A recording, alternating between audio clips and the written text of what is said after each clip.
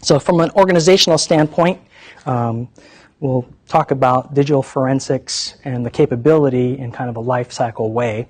We'll go ahead and start with the standard information system life cycle, right? This probably many of you have seen something like this. There's the initiation phase, right? There's the need.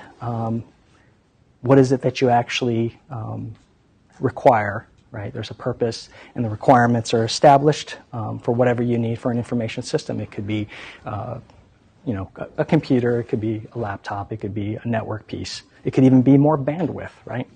So whatever your need is. And then there's the acquisition and development phase where you're actually going out and getting it, purchasing it, and then you put it together.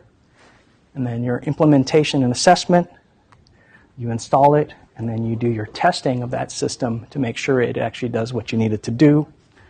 And then you get to the point where you actually get to use it, the operations and maintenance piece, which hopefully is the longest part of this entire life cycle. So you get lots of use out of the things that you ask for.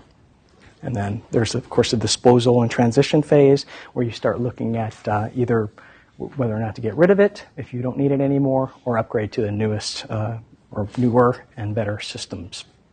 So looking at this, for the standard information system, there's also the digital forensics life cycle. It's essentially the same basic phases as the information system life cycle. Okay, there's the initiation phase, right? You have to determine the need. Do you need it? How much do you need? And then there's the acquisition and development, right? Purchase and develop it. Implementation and assessment. And then operations and maintenance.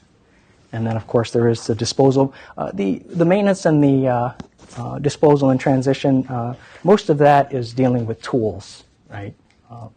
You do deal with the personnel, and the maintenance for personnel is kind of like training, recurring training.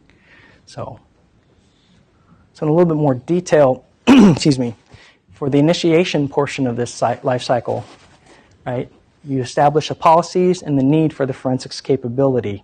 Again, keeping in mind, got to have the solid policies and the procedures. Right? You go through and you determine the basis of the policies. If you have things like the financial requirements, so you have the health care, if it's the DOD, if you have classified information, it could be PII, et cetera. Right? And then you also have what are the actual needs? You have legal restrictions, you have federal requirements, internal confidentiality if it's dealing with your proprietary information, and then specifically from the actual incident portion of it, how much are you looking for this team to actually be able to do, or this capability to be able to do? Are you tracking basic intrusions? Are you talking about taking it all the way down to carving data out of hard drives?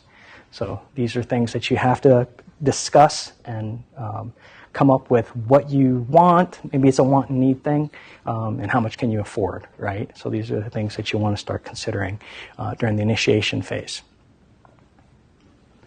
Okay, and then for the acquisition and development, not only are you purchasing the tools, but you're also going out and you're hiring personnel.